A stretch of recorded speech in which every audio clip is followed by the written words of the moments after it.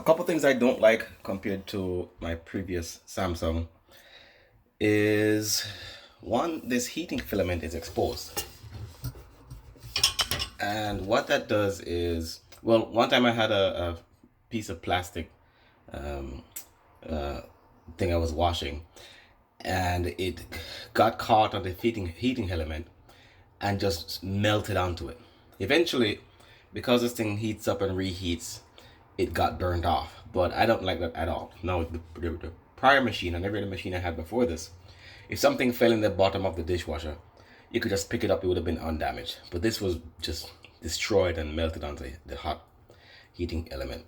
The other business is because, and I think it's because the heating element is exposed, you can see all this white stuff that there's white residue that's left here. It looks really nasty, right? It just looks dirtier than it is. And it's supposed to be a dishwasher. So you think they'll be ready to be clean once it's done washing the dishes. But all this residue that's on here, if I just, you can kind of see it, right? If I just rub my finger on it, it's kind of coming off, right? So I don't like that one bit.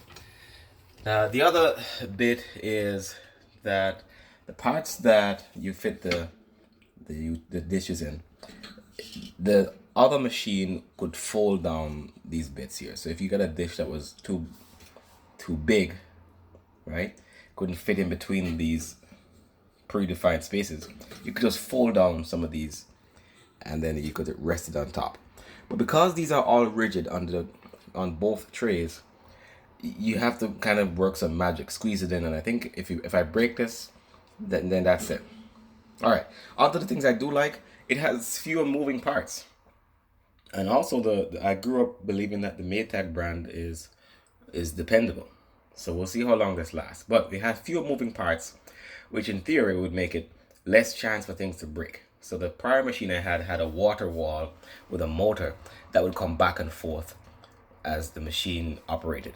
And then that motor broke. I had to buy a motor and replace it. And then it kept giving an error. All right, this has fewer moving parts.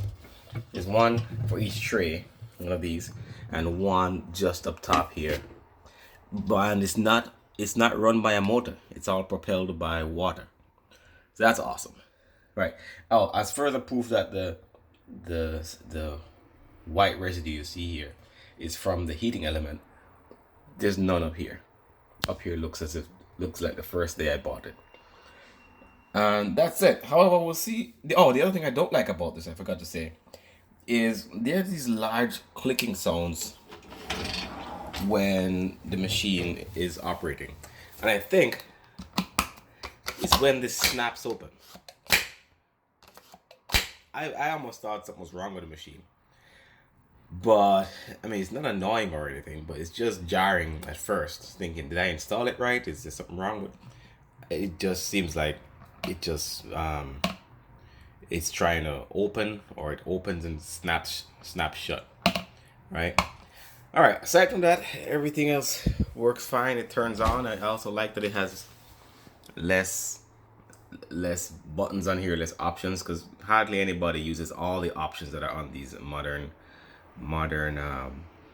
dishwashers, like power blast and all that stuff. Generally, I just put normal or quick and hit start, and then done. Cool.